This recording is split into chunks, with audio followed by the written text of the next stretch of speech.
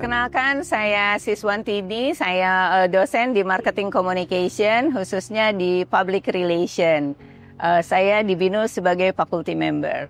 Oke, Bu, hari ini kita mau ngobrolin tentang pengolahan sampah nih, kurang lebih topik besarnya itu. Aku langsung ke pertanyaan pertama aja ya.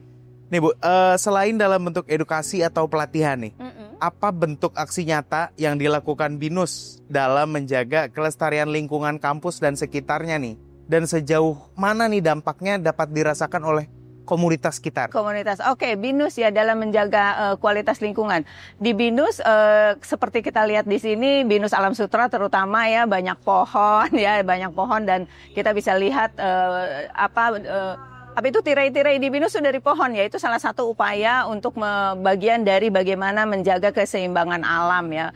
BINUS berusaha untuk menjadi green campus. Kalau teman-teman bisa lihat di sini, kalau ke Alam Sutera itu salah satu contoh green campus yang menurut saya keren banget, terutama kalau teman-teman main ke kantin BINUS, di sana sudah tersedia tempat sampah terpilah ya, mulai dari pemilah makanan, sampah plastik dan sampah lainnya gitu. Tahu teman-teman bisa membuang sampah sisa makanan ke tempat yang sudah disediakan, sampah plastik ke tempat yang sudah disediakan, dan kemudian salah satu yang orang sering salah duga nih, kalau kurang tempat sampah jarang, orang jadi bingung buang sampah, padahal itu adalah salah satu edukasi bagaimana agar orang tidak membuang sampah di sembarangan, tetapi menunggu menyimpan sampahnya, misalnya sampah plastik, dan kemudian baru membuangnya ketika sudah ada tempat sampah gitu. Selain itu adalah salah satu prakteknya ya, selain dari pelatihan-pelatihan yang biasa BINUS berikan bukan hanya pada dosen-dosen melalui acara-acara yang khusus untuk peningkatan kapasitas diri dosen, tetapi juga pada masyarakat sekitar gitu ya. Kalau pada masyarakat tadi tanya ya, pada masyarakat bagaimana sih apa yang BINUS lakukan? BINUS memberikan keluangan kepada dosen-dosen untuk membuat mengajukan hibah-hibah internal, pendanaan untuk aktivitas pengelolaan sampah di masyarakat gitu ya.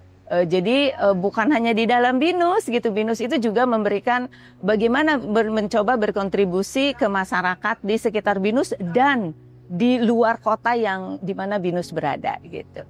Oke Bu, jadi tadi BINUS itu juga memberikan pelatihan, ada dana hibah juga. Betul. Untuk memberi pelatihan kepada mungkin masyarakat sekitar. Betul. Nah, aku langsung ke pertanyaan selanjutnya nih. Bagaimana BINUS nih memastikan keterlibatan aktifnya mahasiswa dan mungkin staf juga dalam praktik pengolahan sampah yang berkelanjutan? Terus apakah ada sistem kebijakan atau program tertentu yang mendukung partisipasi tersebut? Ya, untuk mendukung partisipasi mahasiswa, pertama BINUS itu mewajibkan semua mahasiswa memiliki point concept. Konsep itu community service ya, di mana mahasiswa BINUS beraktivitas di masyarakat, berkontribusi pada penyelesaian permasalahan sosial di masyarakat. Salah satunya adalah tentang pemilahan sampah dan pengolahan sampah. Ya, banyak mahasiswa BINUS yang untuk memperoleh point concept itu mengikuti kegiatan-kegiatan, atau juga mahasiswa itu juga boleh mengikuti kegiatan-kegiatan yang diselenggarakan oleh dosen gitu. Salah satunya seperti yang saya lakukan di Pulau Pramuka, di Palmerah, juga di Pasir Langu di Kecamatan Cisarua, Bandung. Saya melibatkan mahasiswa untuk mengajarkan bagaimana metode pengolahan sampah organik bagi masyarakat petani yang ada di sana gitu. Jadi kan mahasiswa itu bisa terlibat, bisa melihat langsung apa dan bagaimana gitu pengolahan sampah ya, khususnya sampah organik. Di Palmerah bukan hanya organik yang kita ajarkan pada masyarakat, demikian juga di Gandaria. Kami di Gandaria di Cilandak itu mengajarkan para lansia untuk mengolah sampah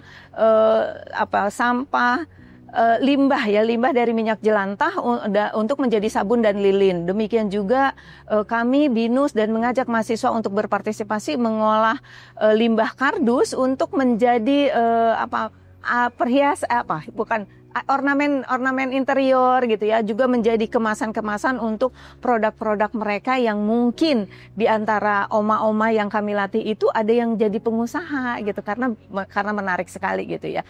Kalau kita datang ke masyarakat, kita bisa melihat masyarakat itu punya kemampuan yang luar biasa, dan BINUS datang dengan melibatkan guru, dosen dan juga mahasiswa untuk membantu meningkatkan kapasitas mereka khususnya dalam pengolahan sampah gitu. Oke, jadi sebenarnya banyak juga ya Bu programnya ya. Tadi minyak jelantah, ada pengolahan sampah organik juga sampai bahkan nggak cuma di sekitaran kampus aja tapi sampai ke Cisauk tadi ya. Cisarua sampai ke Cisarua. Cisarua, Lembang, Bandung. Nah dari program-program tadi nih Bu, tantangannya apa nih yang paling susah dihadapi? Paling susah tantangan yang paling susah itu konsistensi ya. Pertama, konsistensi itu maksudnya begini, di lingkungan BINUS sendiri, misalnya di kantin Alam Sutra gitu sudah tersedia, demikian juga di kantin Kemanggisan saya lihat sudah tersedia ada tempat sampah terpilah. Nah mahasiswa nggak konsisten gitu ya, walaupun sudah tertulis di sana misalnya, ayo mari kita bereskan sisa makanan kita atau bekas alat makan kita, tetapi menjaga konsistensi itu menjadi tantangan. Demikian juga di masyarakat ya, misalnya di Palmerah saya mengajarkan masyarakat untuk mengompos dengan metode Kang Empos dan Takakura. Saya mengatakan pada masyarakat bahwa memilah sampah itu, mengolah sampah menjadi kompos itu bukan sesuatu yang mudah. Artinya bukan hanya dipilah begitu aja, tetapi butuh komitmen. Nah komitmen itu kadang-kadang luntur di tengah jalan karena harus nyacah dulu, harus ini dulu. Kemarin saya bertemu dengan petani, nggak usah dicacah Bu karena kita nggak dijual gitu ya. Ketika saya cek lagi, bagaimana, oh Bu yang ini mudah terurai, yang ini tidak terurai. Jadi mencacah itu membutuhkan komitmen dan kemudian konsistensi. Nah, konsistensi yang susah gitu ya. Seringkali kalau kita konsisten kan menuntut perilaku yang terus-menerus dan berulang gitu. Oke, berarti salah satu tantangan ini si konsistensi ini ya. Konsistensi. Sangat susah ya sebenarnya mungkin. Sangat susah. Sama seperti konsistensi belajar ya. Konsistensi memilah sampah juga sama. Saya sudah melakukan pemilahan sampah di rumah dengan berbagai metode, mengompos dengan berbagai metode. Tantangannya konsistensi gitu. Saya juga kadang konsisten 1 bulan begitu. Kalau udah capek ya udah digabung aja, bukan digabung tapi dipilah tapi tidak diolah gitu. Ada yang dipilah saya olah menjadi kompos, ada yang dipilah tapi tidak saya olah gitu ya. Karena mengolah sampah organik juga macam-macam kan, tekniknya bukan hanya ngompos gitu. Jadi ya konsisten. Oke, gitu. Jadi tadi kita udah membahas salah satu tantangannya nih yang terberatnya. Nah, sekarang aku mau nanya gimana nih BINUS mengevaluasi keberhasilan program pengolahan sampah dan keberlanjutan. Ada nggak sih indikator atau data yang digunakan buat menilai nih dampak sosial, lingkungan, dan perubahan perilaku warga kampus maupun warga sekitar? Oke, perubahan perilaku warga kampus ya. Perubahan perilaku warga kampus itu sebaiknya harusnya bisa dinilai dari seberapa banyak sampah yang terpilah. Misalnya begini, kalau saya pergi ke kantin, saya itu selalu ngintip ini sampah isinya apa, tulisannya beda-beda gitu. Ini sampah sisa makanan, ini plastik, ini kertas atau yang lainnya. Apakah konsisten atau tidak? Ya, secara periodik saya yakin ada penilaian tentang bagaimana pengurangan sampah itu terjadi. Misalnya, kalau mahasiswa konsisten untuk mengurangi sampah organik, itu tidak akan menyisakan makanan kalau habis jajan di kantin gitu ya. Kalau di masyarakat, bagaimana pelatihan itu diukur, bagaimana dampaknya, ada evaluasi. Kita melakukan monitoring dan evaluasi. Nah, pada saat monitoring dan evaluasi itu, kita pergi ke lapangan, kita tanyakan lagi bagaimana apa yang dirasakan oleh masyarakat. Masyarakat boleh menyampaikan keluh kesahnya. Misalnya, ibu kenapa, seperti kemarin kejadian, ibu kenapa ya waktu sama ibu datang gitu ya, waktu kan manggilnya teteh tuh, waktu teteh datang gitu, ini kita bagus-bagus warnanya, tapi ketika teteh pergi kita coba sendiri ke warnanya berbeda. Nah terus saya tanya, ibu apakah yang saya ajarkan ukurannya, timbangannya dipakai nggak? Oh enggak. Nah itu mereka, itu adalah salah satu bentuk monitoring kami mengukur dengan melakukan ulang, menanyakan ulang seperti triangulasi ya gitu, kita monitoring, memamerkan hasil produk-produk yang dihasilkan oleh masyarakat yang kita latih, atau misalnya kita juga mengontrol seperti kegiatan yang saya di Cisarua ya dengan para petani sayuran di Cisarua itu saya menanyakan setiap minggu bagaimana proses perkembangan si komposnya. Apakah sudah jadi, apakah sesuai 8 hari dibalik gitu, 6 hari dibalik, terus 14 hari jadi gitu, dan masyarakat juga melaporkan dan mereka melaporkan kesulitannya di mana. Itu salah satu bentuk monitoringnya. Oke, jadi emang sebenarnya BINUS tuh nggak cuman ngasih pelatihan terus selesai gitu, tapi tetap dimonitoring ya, baik betul. Via online pun tetap dimonitoring ya. Dan kalau memungkinkan itu dilanjutkan. Jadi tidak hanya sekali kita ajarkan ini, setelah jadi komposnya mau diapain. Kita minta juga mereka berdiskusi dengan masyarakat, sehingga ketika kita datang ke masyarakat itu kita memberikan sesuatu sesuai dengan kebutuhan mereka. Ini udah dipakai nih gitu, nantinya diapain lagi ya Bu gitu. Bagaimana memasarkannya, misalnya melatih para lansia membuat lilin dari minyak jelantah, bagaimana memasarkannya, atau melatih mereka membuat kerajinan dari kardus, bagaimana memasarkannya. Nah, pada periode selanjutnya biasanya ditindaklanjuti dengan melatih digital marketing buat masyarakat gitu ya. Khususnya kami juga mengajak dari tim BINUS mengajak anak muda untuk terlibat gitu di satu masyarakat, misalnya di Cilandak gitu ya. Cilandak kita minta ada anak muda yang terlibat. Di Cilandak itu oma-oma diminta untuk belajar website. Nah, saya ajak mahasiswa, tolong mahasiswa ajarin gitu ya, mahasiswa gimana cara masukin website macam. Aduh, kita mah gaptek. Nah, dengan adanya tim dari BINUS, kita mengajarkan dan follow up-nya setelah jadi ini ada yang di follow up dengan tadi jadi digital marketing kalau bentuknya kemudian menjadikan produk-produk, tapi ada juga yang kemudian ditindaklanjuti dengan riset selanjutnya. Misalnya setelah kegiatan ini ditindaklanjuti dengan riset begitu. Oke, jadi ya gak hanya berhenti di lingkungan tapi dikembangkan terus. Betul, dikembangkan terus gitu ya, biar kapasitas masyarakat juga setelah mereka bisa begini, terus mereka jadi apa? Kalau ditinggalkan mereka malah jadi kita nggak dapat apa-apa, kita tidak akan merasakan impact-nya gitu. Yang saya alami ketika melatih ibu-ibu di Cilandak itu, oma-oma di Cilandak itu, mereka kita minta dilatih ini, bisa dilatih ini. Jadi kita menghadirkan antusiasme pada masyarakat untuk menggali potensi mereka, seperti di Cisarua misalnya.